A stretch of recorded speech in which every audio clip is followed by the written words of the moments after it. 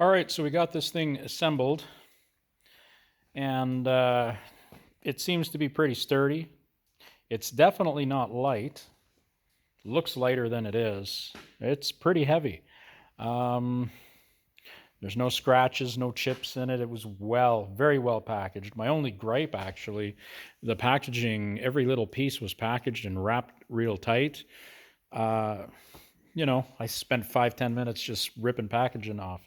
But once we got that all off, this actually went together really well. No surprises. The hardware wasn't gritty or weird. It was pretty decent. And I'm sure it's just, your bagged offshore stuff, right? Came in this blister pack sort of deal. So we just cut them up as we needed them and kept going. So as far as the plow, it seems good. That much I'll say. And if you look up here, you can see this little bit of an overlap because they have these made in 3 pieces. And the idea is this hole here, if you push this whole thing, will line up with this. And then your 6-inch overlap becomes a foot overlap. And if you look in the middle, the cutting edge is in 3 pieces. So you take that one out and just join them together. So that's how they get away with the 48 to 60-inch positions. And the back is the same way. There's a middle piece, and then there's an end, and again, they've got 2 bolting areas. So it doesn't slide in and out. It's just you can build it one way or the other. And I thought with the overlap, it would be better at 48. But these bikes are getting wide. I think it's like 48 inches outer edge of tire to tire. So if you have a little cant on this, or you pivot it or anything, you still want to be wider than the machine. So a foot wider than the machine is only 6 inches passed on each side. And when I look up Polaris, the plow that they recommend for this bike is a 60-inch Polaris plow. Now, this was a little bit weird, but it wasn't overly difficult. That long plate goes all the way across, and then it joins to this little one. And I think that's just to reinforce it, and it moves around. And it doesn't tell you how to plate for every bike, but it shows you 3 pictures in the instructions from the bottom, and you'll recognize whether it's your bike or a different bike. So it probably would fit most applications. Now, we're going to have to do modify something here for Polaris. This little space down in here, you can see that clip. This is where the battery sits, and then there's a rubber that hooks to the clip. We're going to knock the clip down and rebend it to move the whole battery a 1/4 inch over and a 1/2 inch back. There's another clip behind the bar. We're going to bend that down, and you can see where there's a little hole there. There's a battery holder plate that bolts right into there. We're going to drill a hole 1/2 inch over, so 1/2 inch and out. Why Polaris put their batteries down here for a while is bizarre. They could have had it up underneath this in the front. I know they used to have it under the seat, but who knows what's up in there now. There is a relocation kit for these, but basically you add wire to the wire, and what they do is they put it up under this big spot here, which is a little better, but if we're being honest, they could have had it right in the center of this underneath the lid, and to me that would have been the best place. All your wiring to do winches and stuff is close. Now, we went ahead with our winch. I got this sitting here for now. I'm probably going to replace this little piece of bracket here at a later time. We're going to bring it out and turn it. We're going to put this switch upright right here. It'll have to be on an angle. We just used what they gave us and we bent this one. This will work for now, and it's close enough. Like I say, once I get it going, I'll put it where I want it later. So that's the thing when you buy universal stuff, is you're going to have to do a little bit of modification, but nothing more than a couple chunks of metal and a drill.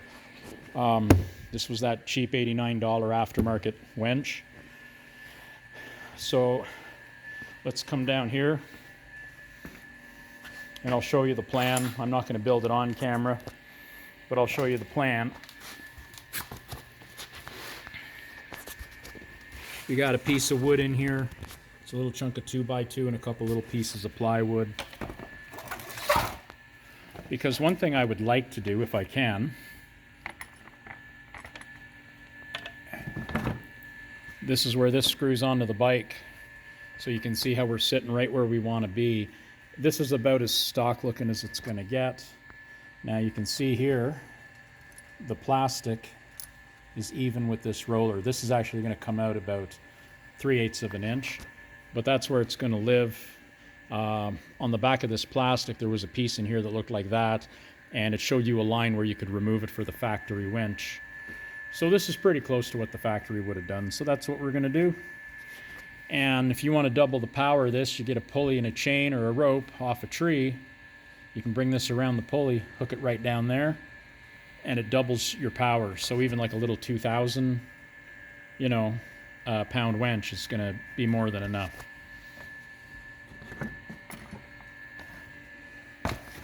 So the easy way to do this is to buy your winch at Polaris, and they'll give you a bracket, or you buy it.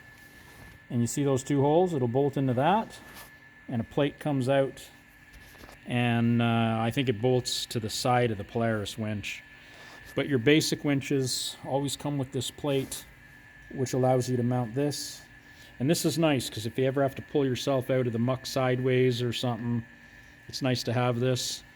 I had a bike that had a winch. It didn't have this. It just came off the winch.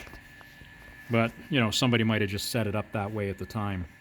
So what I'm going to do now is I'm going to make a piece of angle iron plate that's going to weld, or it's going to bolt into here and here. We're going to do the same on the other side. And then off that, we're going to weld two plates that come up. If you look down here, you'll see those holes. We're going to weld the two together like a T, and it's going to bolt there and there.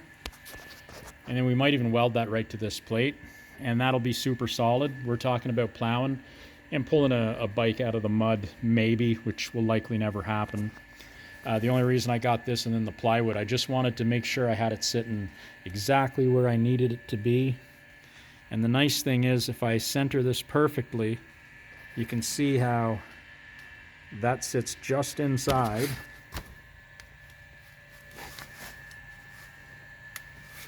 And actually on that side, this side sticks out further, probably because there's more weight. So when we weld this side, we won't weld it to the inside. We'll notch it and weld it to the outside, just so we can make sure we catch our bolt holes. Because we want this to be center. It doesn't matter that the weight of the motor's over there. You do have a touch of stick out. When you put the plastic on, it's not very much. The tire's never going to hit it, so we're not going to worry. Now, in the spring, when I take the plow off, I'm going to make these brackets in a way that I can bolt two more brackets on the bottom.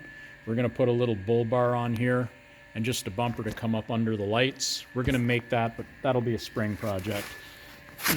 The idea there is when I take the plow off, because I'll probably drop the harness and everything off for trail riding, but I would like to have a bumper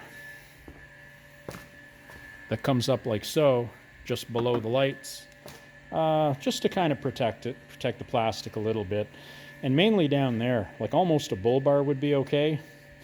With that big plastic cover that covers the front of the bike, if you started mowing through small trees and knocking them down, going through the bush, like cutting a trail, plastic is what plastic is. So, like I say, we'll probably have those in such a way that we can bolt something better to the bottom.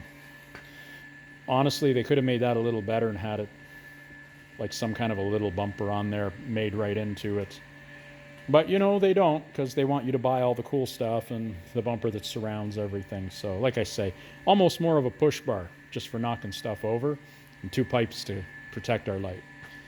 Anyway, so I'm going to make up some plates, and I'll show you that in the next part of the video.